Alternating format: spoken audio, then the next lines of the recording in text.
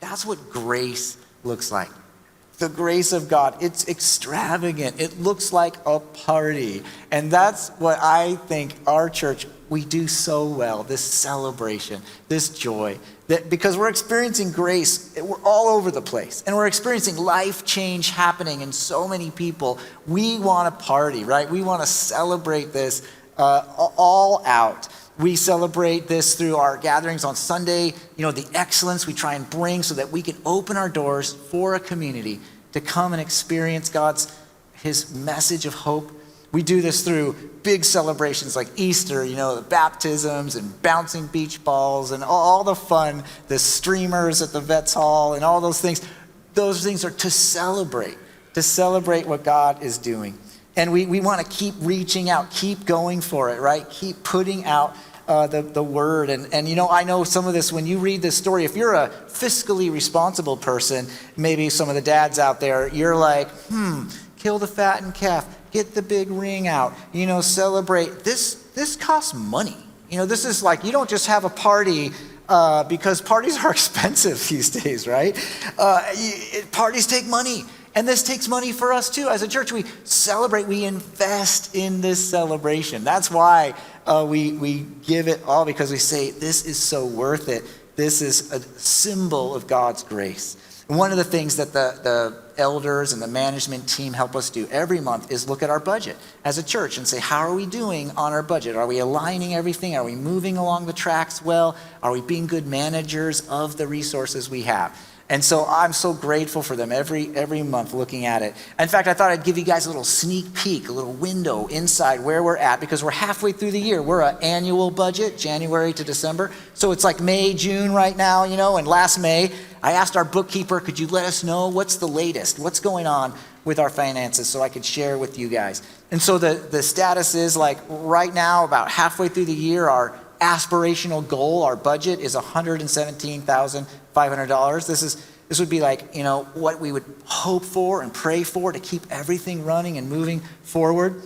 And so far, we've brought in you guys through your contributions and generosity, $109,132. So it's like, wow, we are like getting there, and we're about a deficit of $8,000-ish, which is normal for us as a church. We kind of run that way, right? We're aspirationally reaching for it, and we're praying that God would just lead people without pressure or obligation to join in and be a part of it.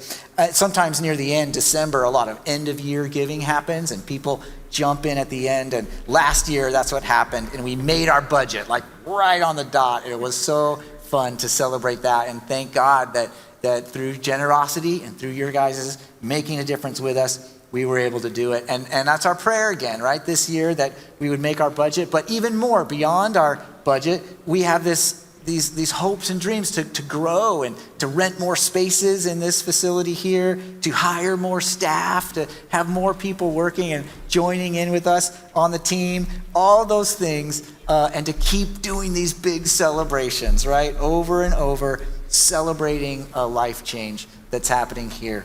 And so I thought, I would ask Josh Leong, our youngest elder. You don't need to be an old person to be an elder, actually, just old in the Lord. Someone who's been around God a long time in the church. And that guy, this guy who is an accountant and so great with money, he manages $1 million budgets at his nonprofit, volunteered to join us and be a part of this elder team, help us with the finances each month and throughout the time, and also electric guitar player in the band. And he's out on vacation this weekend, so I got him on video, you guys. Josh Leong about finances. Let's hear from Josh. Hi, Justin asked me to speak on finances, and I know that's a topic that's probably pretty stressful for a lot of us right now. Gas is extremely high, hamburgers are $15. But I just wanted to read a bit of a passage of Matthew about this. See how the lilies of the field grow. They do not labor or spin. Yet I tell you that not even Solomon in all his splendor was dressed like one of these. If that is how God clothes the grass of the field, which is here today and tomorrow is thrown in the fire, will he not much more clothe you, O you of little faith? So do not worry, but seek first his kingdom and his righteousness, and all these things will be given to you as well. Therefore, do not worry about tomorrow, for tomorrow will worry about itself. Each day has enough trouble of its own. And so I just want to encourage you, if you're struggling with your finances right now, that God has a place for you, and God is working in ways that you might not even know about. And if you're in a position where you can give some of what God has blessed you with to help other people in trouble, this could be an opportunity for you to be a blessing in their life. So I just want to encourage you in this kind of crazy time with your financial situation. Thanks.